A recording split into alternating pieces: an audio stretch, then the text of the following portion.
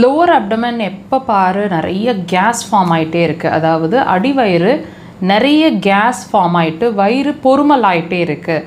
எது சாப்பிட்டாலும் gas form ஆகிடுது, சாப்பிடாமல் இருந்தாலும் ரொம்ப கேஸ் ஃபார்ம் ஆகிடுது. இந்த ஃபீலிங் உங்களுக்கு இருக்குது அப்படின்னா அப்போ இந்த பதிவு உங்களுக்கு அதுதான். ஒவ்வொரு பதிவுலேயும் ஒரு விஷயத்தை திரும்ப திரும்ப உங்களுக்கு புரிய வச்சுட்டே இருக்கிறோம். நீங்கள் என்ன சிரமப்படுறீங்களோ அது வியாதி இல்லை, வியாதியோட அறிகுறி அப்படின்னு சொல்லிட்டு. அப்போது இந்த அப்டமன், லோவர் அப்டமன், அதாவது அடிவயிறு கேஸ் ஃபார்ம் ஆகிட்டுருக்கிறது ரொம்ப நாளாக இருக்குது. டெஸ்ட் எல்லாம் பார்த்துட்டோம், எந்த ப்ராப்ளமும் அதில் காட்டலை, ஆனாலும் நான் சஃபர் ஆகிட்ருக்கேன்னு நீங்கள் சஃபர் ஆகிட்ருக்கிற இந்த பிரச்சனை அதுவும் ஒரு வியாதியோட சிம்டமாக இருக்கக்கூடுமா அப்படின்னு கேட்டிங்கன்னா இந்த பதிவில் அதை தெரிஞ்சுக்க போகிறீங்க. பொறுமையாக முழுசாக இந்த பதிவை பாருங்கள். இப்போது இந்த கேஸ் ஃபார்மேஷன் அப்படிங்கிற ஒரு விஷயம் நிறைய நடந்துக்கிட்டே இருக்குது. எளிமையான உணவு சாப்பிட்டாலும் அடிவயிறு கேஸ் ஃபார்ம் ஆகிடுது, ஸ்டமக்கை ப்ளோட்டிங் அல்லது பொறுமல் ஆகிடுது, வயிறு பொடங்கிற மாதிரி ஆகிடுது, நிறைய கேஸ் இருக்கிற மாதிரி நல்லா தெரியுது.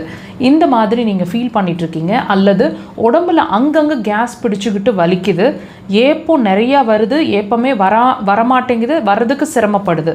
ஸோ இது நெஞ்சு அடைச்ச மாதிரி உங்களுக்கு அந்த ஏப்பம் வரமாட்டேங்குதுங்கிற சிரமம் அதிகமாக இருக்குது அப்படின்னு ஃபீல் பண்ணால் இது எல்லாத்துக்கும் இது எல்லாமே ஒரு இண்டிகேஷனுங்க.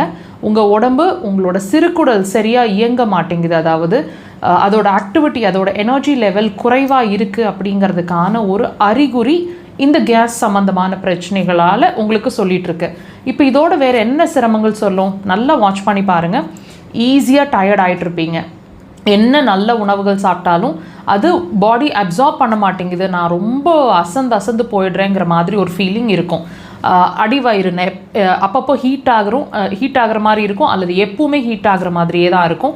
அண்ட் எமோஷ்னலாக வீக்காக இருப்பீங்க. ஒரு சின்ன விஷயம், ஒரு நியூஸ் கேட்டால் கூட நீங்கள் சட்டுன்னு கண்ணில் தண்ணி வந்துடும், ரொம்ப எமோஷ்னலாக வீக்காக இருக்கிற மாதிரி இருக்கும். அண்ட் ஷோல்டர் பெயின்ஸ் இருக்கும், மேல் ஷோல்டரோ கொஞ்சம் பின்பகுதிகளோ, உங்கள் கைகள் பின்பகுதி எல்போ சைடு வரைக்குமே ரேடியேட் ஆகிற மாதிரி பெயின்.